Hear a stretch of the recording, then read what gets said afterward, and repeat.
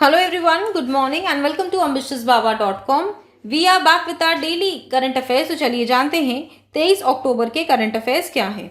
इसके अलावा अगर आपने हमारा weekly revision current affairs class miss किया है तो ऊपर आई बटन में उसका लिंक है, वहाँ से आप उसे चेकआउट कर सकते हैं।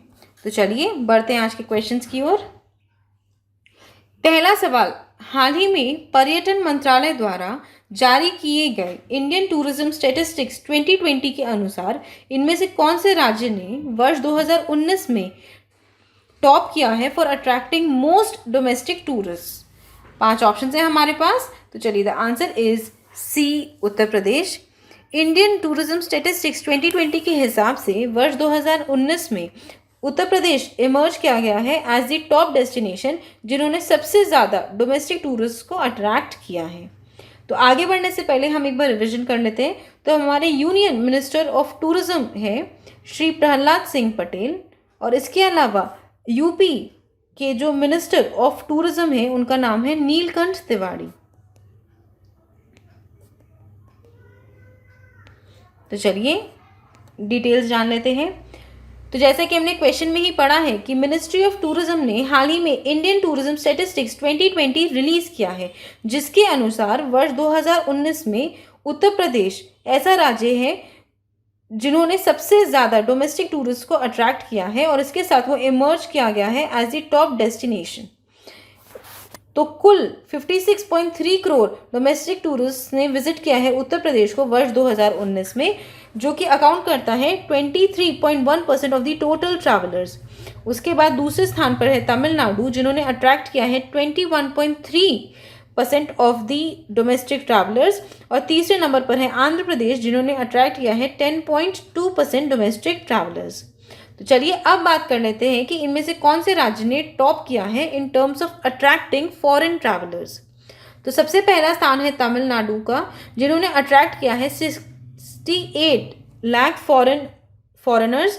दूसरा स्थान है महाराष्ट्र का जिन्होंने 55 लाख से ज़्यादा फॉरेनर्स को अट्रैक्ट किया है। तीसरा स्थान है यूपी का जिन्होंने 47 लाख से ज़्यादा फॉरेनर्स को अट्रैक्ट किया है, और सबसे आखिरी स्थान है गोवा का जिन्होंने सिर्फ और सिर्फ 9 लाख फॉरेन ट्रैवलर्स को अट्रैक्ट किया है वर्ष 2019 में। चलिए बढ़ते हैं दूसरे क्वेश्चन की ओर।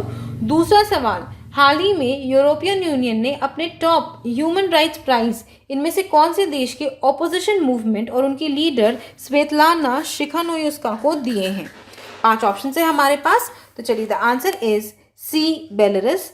हाल ही में यूरोपियन यूनियन ने अपना टॉप ह्यूमन राइट्स प्राइज इनमें से बेलारूस के ऑपोजिशन मूवमेंट और उनकी लीडर स्वेतलाना शिखानोयुस्का को दिए हैं। तो चलिए जानते हैं डिटेल्स।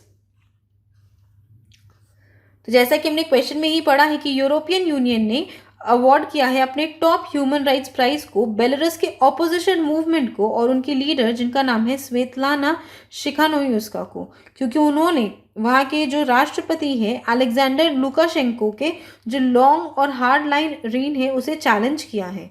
तो वर्ष 1996 से अलेक्जेंडर लुकाशेंको एक अथॉरिटेरियन राज चला रहे थे बेलारूस में, और जिसे चैलेंज किया है स्वेतलाना शिखानोयुस्का ने। और इसके साथ साथ यूरोपियन यूनियन ने ये भी अनाउंस किया है कि उनके लिए बहुत ही सम्मान की बात है कि जो विमेन एंड मेन है of the democratic opposition in Belarus वो विजेता है 2020 सखारोव प्राइज लॉरियट्स के। और इसके साथ साथ बात कर लेते हैं यूरोपियन यूनियन की। तो यूरोपियन यूनियन एक 27 नेशन ब्लॉक है, और इसके साथ साथ उन्होंने ये जो बेलारूस है उसका ऑपोजिशन मूवमेंट है उसे सपोर्ट भी किया है। तो चलिए मैं आपको ब्रीफिंग दे देती हूँ ये मूवमेंट क्या है। तो अलेक्जेंडर लुकाशेंको एक अथॉरिटेरियन रीन चालू कर रखे थे, और जिसके खिलाफ कोई भी ऑपोजिशंस खड़े नहीं हो पा रहे थे। उसके अलावा जो भी उनके अगेंस्ट पॉलिटिकली कैंपेन कर रहा था वो उन्हें इम्प्रिजनमेंट कर रहे थे। तो बेलारूस में कई सारे पॉलिटिकल प्रिजनर्स भी थे। तो स्वेतलाना शियुस्का के हस्बैंड भी कंटेंड कर रहे थे इस इलेक्शंस के लिए, लेकिन कुछ दिन पहले उन्हें इम्प्रिजन कर दिया गया मई में। तो उसके बाद स्वेतलाना ने इंडिपेंडेंटली लड़ा और उनका ऐसा मानना है कि जो वोटिंग हुई है उसमें उन्होंने जीता है और जो एक्चुअल वोटिंग के रिजल्ट्स आए हैं उसके साथ छेड़छाड़ की गई है। तो इसके अगेंस्ट में एक बहुत बड़ी मूवमेंट चल रही थी जिसमें कॉमन लोग ने भी स्वेतलाना का ही सपोर्ट किया। तो उसके लिए ये उन्हें प्राइज़ दिया गया है बाय द यूरोपियन यूनियन। तो चलिए अब बात कर लेते हैं बेलारूस ऑपोजिशन मूवमेंट के बारे में। तो जो बेलारूसियन डेमोक्रेसी मूवमेंट है ये एक अम्ब्रेला टर्म है जिसे यूज़ किया जाता है to describe opposition groups and individual जो कि बेलारूस में हैं, जो चैलेंज कर रहे हैं बेलारूसियन के गवर्नमेंट को, जो कि है under the president Alexander Lukashenko. चलिए बढ़ते हैं अगले क्वेश्चन की ओर। तीसरा सवाल, इनमें से किस राज्य सरकार ने हाल ही में smart black board scheme implement की है सभी पब्लिक स्कूलों में? 5 ऑप्शन है हमारे पास। तो चलिए द आंसर इज ई तमिलनाडु। हाल ही में तमिलनाडु की सरकार ने इंप्लीमेंट किया है स्मार्ट ब्लैक बोर्ड स्कीम अपने राज्य के 80,000 से ज़्यादा गवर्नमेंट स्कूलों में। तो चलिए जानते हैं डिटेल्स। तो जैसा कि हमने क्वेश्चन में ही पढ़ा है कि तमिलनाडु की स्टेट गवर्नमेंट ने हाल ही में इम्प्लीमेंट किया है स्मार्ट ब्लैक बोर्ड स्कीम लगभग 80,000 से ज़्यादा गवर्नमेंट स्कूलों में, जिसके तहत जो भी बच्चे आते हैं उन स्कूल में उन्हें एक बेटर टीचिंग एनवायरनमेंट मिलेगा और एक बेटर लर्निंग एनवायरनमेंट भी मिलेगा। तो इसका मकसद यही है कि इस स्कीम को शुरू इसीलिए किया गया ताकि ऑडियो विजुअल टीचिंग मटेरियल है वो इन स्कूलों में शुरू किया जा सके। इसके साथ साथ इन्हें इंटीग्रेट भी किया जाएगा with digital classrooms and smart classroom schemes. तो ये जो स्मार्ट बोर्ड होगा, इससे जो मटेरियल्स क्रिएट किए जाएंगे वो कंप्यूटर स्क्रीन्स में भी यूज हो सकते हैं यूजिंग पेन ड्राइव्स। तो चलिए बढ़ते हैं चौथे क्वेश्चन की ओर। चौथा सवाल, हाल ही में भारत में अंतर्राष्ट्रीय विज्ञान महोत्सव का आयोजन 22 से 25 दिसंबर को आभासी मंच पर किस केंद्रीय मंत्री की अध्यक्षता में होगा? 5 ऑप्शन है हमारे पास। तो चलिए the answer is B doctor Harshvardhan. तो डॉक्टर हर्षवर्धन जो कि है हमारे केंद्रीय हेल्थ मिनिस्टर, वो हेड करेंगे इंडिया इंटरनेशनल साइंस फेस्टिवल जो कि हेल्ड किया जाएगा फ्रॉम 22 to 25 ऑफ दिसंबर। तो चलिए जानते हैं डिटेल्स। तो छठा edition of the India International Science Festival IISF 2020 held किया जाएगा वर्चुअली 22 से 25 दिसंबर तक। तो पार्टिसिपेंट्स को एड्रेस करके डॉक्टर हर्षवर्धन ने ये कहा है कि जो IISF है 2020 ये ऑर्गेनाइज किया गया जाएगा वर्चुअल प्लेटफॉर्म के माध्यम से और ये काफ़ी अपस्केल्ड इवेंट रहेगा नॉर्मल इवेंट्स के कंपैरिजन में, एज ये नया नॉर्मल है क्योंकि अभी कोविड-19 का दौर चल रहा है और सोशल डिस्टेंसिंग बहुत ज़्यादा ज़रूरी है। तो उसे ध्यान में रखते हुए उन्होंने ये इवेंट वर्चुअली किया है। तो इस इवेंट को कंडक्ट करने का मतलब यही है कि लोगों में प्रमोट किया जाए पैशन फॉर साइंस और स्पेशली सबसे ज़्यादा यंग लोगों में और स्टूडेंट्स में। उसके साथ साथ साइंस को बाहर लेके आया जाए आउटसाइड द लैबोरेटरीज, यानी कि लोगों को प्रैक्टिकल एक्सपीरियंस दिखाया जाए ऑफ साइंस। उसके अलावा IISF 2020 रिफ्लेक्ट करेगा कि इंडियन साइंटिस्ट का और साइंस एंड टेक्नोलॉजी इनोवेशंस का कितना बड़ा रोल है, सिर्फ आत्मनिर्भर भारत के लिए नहीं बल्कि ग्लोबल वेलफेयर के लिए। तो इससे जो नए स्टूडेंट्स वगैरह हैं, यंग पीपल हैं, उन्हें काफ़ी ज़्यादा इंसाइट्स मिलेंगी कि इंडिया की पोजीशन क्या है इन टर्म्स ऑफ इनोवेशन और हमारे जो इंडियन साइंटिस्ट हैं वो क्या क्या कर रहे हैं हमारे सिर्फ देश के लिए नहीं बल्कि बाहर ही, ताकि सबका भला हो। चलिए बढ़ते हैं 5वें क्वेश्चन की ओर। 5वां सवाल, शंघाई कोऑपरेशन ऑर्गेनाइजेशन की 18वीं meeting of the prosecutors general में भारत को किसने रिप्रेजेंट किया है? 5 ऑप्शन है हमारे पास। तो चलिए the answer is C Tushar Mehta. Tushar Mehta ने भारत को रिप्रेजेंट किया है at the 18th meeting of the prosecutors general of the Shanghai cooperation organisation. चलिए जानते हैं डिटेल्स। तो जो 18वीं मीटिंग हुई थी of the prosecutors general of the Shanghai cooperation organisation वो हेल्ड हुई थी 20 अक्टूबर 2020 को और इसमें भारत को रिप्रेजेंट किया है हमारे सॉलिसिटर जनरल तुषार मेहता ने। तो इस मीटिंग के दौरान जितने भी प्रोसिक्यूटर्स हैं उन्होंने इस बात में मंजूरी जताई है कि आपसी जो कोऑपरेशन है उसे वो और ज़्यादा मजबूत करेंगे। इसके साथ साथ एक दूसरे की हेल्प करेंगे in preventing and combating corruption. इसके साथ साथ आपसी जो म्यूचुअल लीगल असिस्टेंस है वो भी प्रोवाइड किया जाएगा और एक्सचेंज किया जाएगा रेगुलेटरी लीगल एक्ट। और इसके साथ साथ वर्ष 2021 में भारत होस्ट करेगा एससीओ की प्रोसिक्यूटर्स जनरल मीटिंग को। तो चलिए अब बात करते हैं अबाउट एससीओ। तो एससीओ एक इम्पॉर्टेंट रीजनल ग्रुपिंग है जिसमें इंडिया को एक मौका मिलता है कि वो एंगेज करे in extended neighbourhood activity specially in central Asian countries. तो जो सेंट्रल एशियन कंट्रीज़ है उसमें भी जो एक्टिविटीज़ है उसमें एक इंडिया को अपॉर्चुनिटी मिलती है कि वो अपने नेबर्स के साथ एक साथ मिलकर कुछ कलेक्टिव डिसीजंस लें और अपना तालमेल बढ़ाएं। चलिए बढ़ते हैं छठे क्वेश्चन की ओर। छठा सवाल, स्टेट ऑफ ग्लोबल एयर 2020 के हिसाब से इनमें से कौन से देश ने रिपोर्ट किया है highest annual average exposure to particulate matter 2.5 जो कि है fine particulate matter which is hazardous to human health in the year 2019। 5 option है हमारे पास। तो चलिए the answer is E India. India has the highest annual average exposure to particular rate matter 2.5। तो चलिए जानते हैं डिटेल्स। तो हाल ही में एक नई global steady state of global air 2020 conduct की गई थी जिसमें उन्होंने पुट किया है इंडिया को at the top of the tally on some worrying air pollution parameters.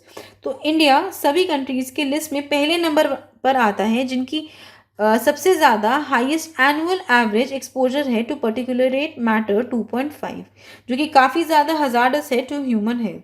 और इसके साथ साथ भारत का जो एक्सपोजर रहा है ओजोन को वो हाईएस्ट रहा है इन द वर्ल्ड और उनका एक्सपोजर पिछले 10 वर्षों में 17% बढ़ा है। यानी कि 2010 से इंडिया का जो ओजोन एक्सपोजर है वो 17% इंक्रीज हुआ है। तो भारत के साथ साथ कई सारे और भी देश है जो टॉप 10 कंट्रीज़ में आए हैं in terms of the highest PM 2.5 exposure वर्ष 2019 में और उनके नाम है बांग्लादेश, पाकिस्तान और नेपाल। और इनके साथ साथ इन कंट्रीज़ ने एक्सपीरियंस किया है increase in outdoor PM 2.5 levels between 2010 and 2019।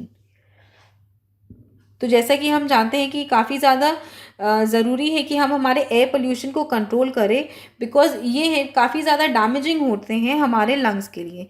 इसके अलावा भारत के कई सारे शहर हैं वो वर्ल्ड के टॉप 20 वर्स्ट पोल्यूटेड सिटीज़ में भी आते हैं। तो इससे अभी कंट्रोल करना बहुत ज़्यादा इम्पॉर्टेंट है क्योंकि दुनिया में जो डेथ्स के कारण है उसमें टॉप 4 रीजन्स में आता है वन रिलेटेड टू पोल्यूशन। और भारत में हर साल बहुत बहुत सारी जानें जाती हैं alone due to air pollution. तो चलिए अब बात करते हैं स्टेट ऑफ ग्लोबल एयर 2020 के बारे में। तो ये जो स्टेट ऑफ ग्लोबल एयर 2020 है ये एक एनुअल रिपोर्ट है जो कि लाया गया है by the US based health effects institute in cooperation with the institute for health matrix and evaluation at the university of Washington and the university of British Columbia. चलिए बढ़ते हैं अगले क्वेश्चन की ओर। 7वां सवाल, इनमें से किस संगठन में पोखरान रेंज में नाग एंटी टैंक गाइड मिसाइल का अंतिम परीक्षण सफलतापूर्वक किया है? 5 ऑप्शन है हमारे पास। तो चलिए the answer is D. Defence research and development organisation ने हाल ही में सक्सेसफुली कंडक्ट किया है final trial of anti tank missile in Pokhran range. तो चलिए जानते हैं डिटेल्स। तो जैसा कि हमने क्वेश्चन में ही पढ़ा है कि भारत ने सक्सेसफुली कैरी आउट किया है final trial of the defence research and development organisation developed Nag जो कि एक एंटी टैंक गाइडेड मिसाइल है विद अ वॉरहेड। तो ये जो टेस्ट है ये कंडक्ट किया गया था 22 अक्टूबर को at the Pokhran field firing ranges जो कि है राजस्थान में। तो ये जो ट्रायल रहा है of the Nag anti tank guided missile ये आता है आफ्टर DRDO ने टेस्ट किया है हेलीकॉप्टर लॉन्च संट जो कि है stand of anti tank missile जिसकी रेंज है beyond 10 kilometre from Balasore testing range in Orissa on 19 October.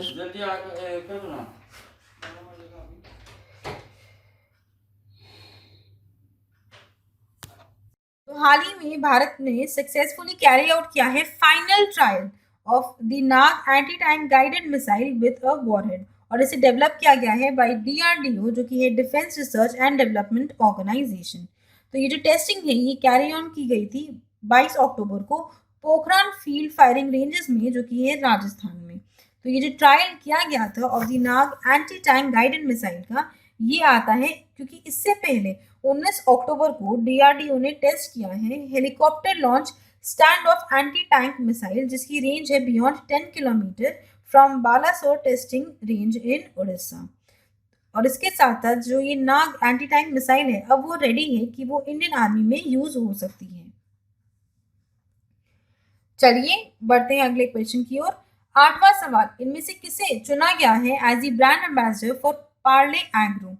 5 option है हमारे पास, तो चलिए the answer is A Priyanka Chopra. Former Miss World Priyanka Chopra को चुना गया है as the brand ambassador for Parle Agro. तो चलिए जानते हैं डिटेल्स।